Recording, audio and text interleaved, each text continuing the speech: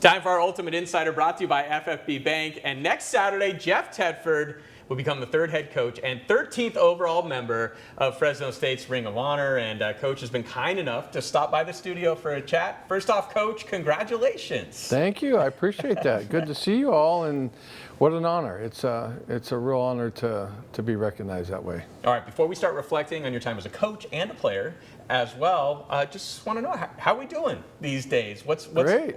How's life? Life's great. Yeah, life's great. It's spending some time at the coast, hanging out with the family, you know, having fun, enjoying watching. Saturday's all about college football, so I don't get off the couch much that day unless my grandson has a soccer game, but life's great. Yeah, Donna and I are doing really well and very happy. Coach, I want to know, what was your initial reaction when you see Pat Hill, David, and Derek Carr showing up to your house to tell you that you're going to be inducted into the Ring of Honor? I was shocked. I really was. My wife was keeping it from me. I thought the kids were coming over for dinner that night, right? So when they showed up, it was like, what is going on here, right? And the red jackets, I'd never seen that before. That was a new twist. And to have those guys, who Pat has been a great mentor and a great friend for a long, long time, and then my history with David and Derek Carr of recruiting David and coaching him for a year, and then Derek was a little 5-year-old where he used to go through our quarterback drills with his little mullet and his Nerf football. So we go back a long way, and so it was a great surprise and obviously a great honor to be told that way from those guys. Obviously, we all know you as the great Fresno State coach, but you were also a great player at Fresno State as well. Played under Jim Sweeney, you also coached under Jim Sweeney. Just curious, what was it that you learned from Coach Sweeney that you applied to your job as a coach? Well, it's a lot. You know, Coach Sweeney was the best. He was a grinder. He was hardcore, but he was loving and very competitive.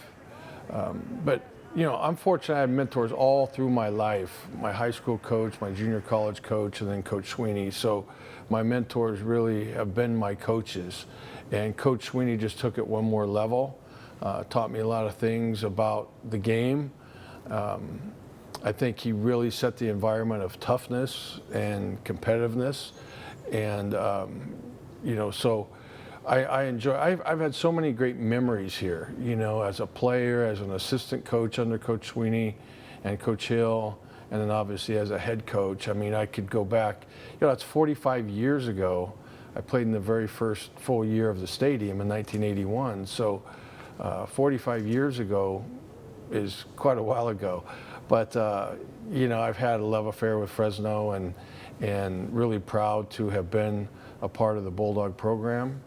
And but you know, what's really very gratifying is all the coaches that you coach with, and all the relationships, and all the players that you coach, all the support staff. You know, it's a total team effort with everything that goes on. And so you look over that many years and really cherish and value the friendships and the relationships, and watching the players grow and develop, and to see them now, you know, 40 years later as teammates, and then, you know, as players, and you know, it's very gratifying to have been a part of so many people's lives.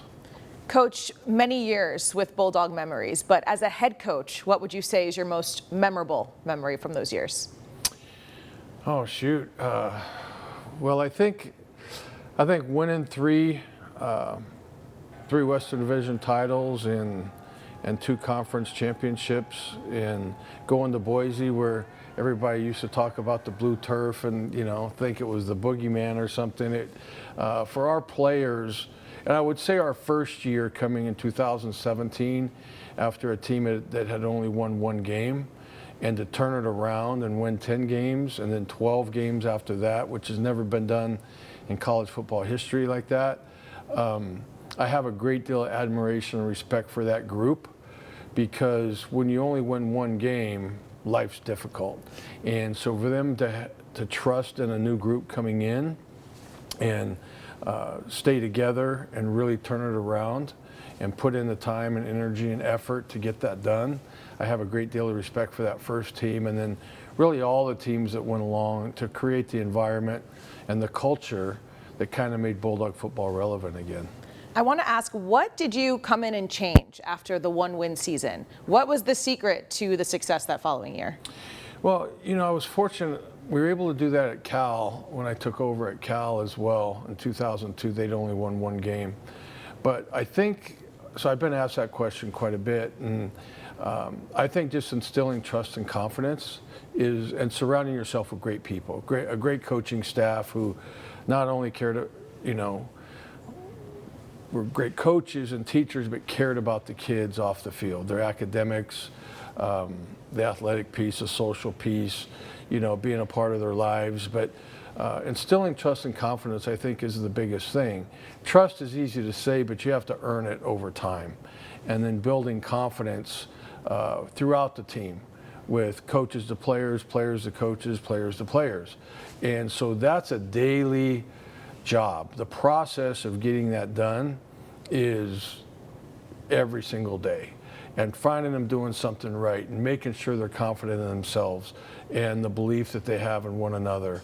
And you know, we started out rough that year. The 2 teams we played was Alabama and Washington, who'd been in the Final Four the year before, you know. So, but we competed hard, and that's when I knew that this group was a special group. And for them to go on and win 10 games, and then, you know, the 4 bowl games that we won, and it was just a lot of great kids there that I think really appreciated one another and really appreciated the day-to-day grind and the process that we went through. So I can't say that I have, you know, one. There are many, you know. I mean, scoring 15 points in 13 seconds against San Diego State at home, you know, I mean, who would ever imagine something like that, right? That was a big win. And so with all the wins, though, you know, and the competitions of whether you win or lose, the process of being around the kids day to day is the most gratifying thing you can have. Coach, I'm just curious. Not that many people get an opportunity to coach at their alma mater. Yeah. Why was that so meaningful? Well, because I love Fresno, and it meant so much to me as a player and as an assistant coach. And so, you know, and under Coach Sweeney was a great opportunity to come back. I came back to finish my degree once I retired from playing pro football, and so I worked for free for a year, and I had a wife and a baby and didn't earn a dime, and he couldn't hire me because he didn't have an opening on the staff. So I had to get another job, and then was fortunate to go to Canada and coach. But then when he did have an opening, he called and brought me back, and so I was very, very thankful for that.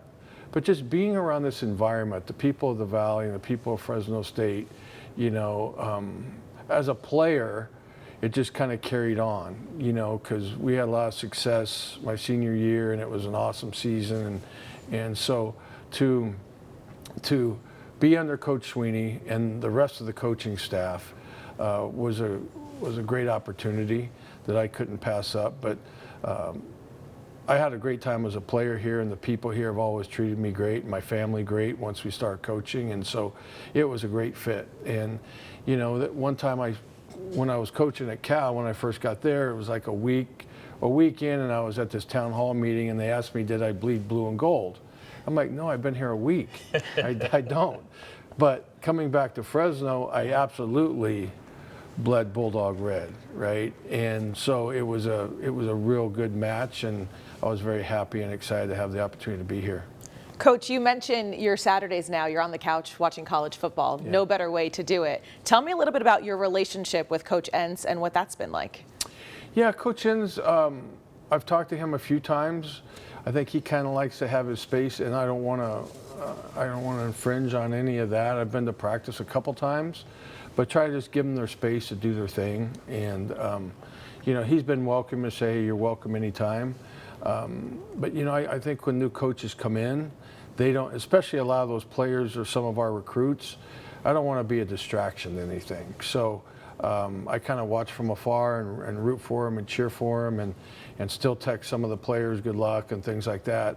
But you know, I think they need to have their space to do it their way. They don't need. I went to one practice in the very beginning, and running back had the ball in the wrong hand running down the sideline. It was Malik Sherrod, and I yelled at him from a distance, "Get the ball in the outside arm." I'm like, I got to get out of here. I can't be here right now. It's, I just got to let other people do their thing. It's hard to get out of that coaching mode, isn't it? It is. It really is. Yeah. I went into this coaching detox for a while, for about the first 3 months of every night seeing a play or talking to coaches or, talking to players or something like that and reliving things. And, so now it's a lot different. I can enjoy watching, and, that's kind of what we do on Saturday, is sit on the couch and watch college football. Well, here on Sunday, we like talking with the coach, and we're not done talking with former head coach Jeff Tedford. We're going to ask you about your time as a player when we come back.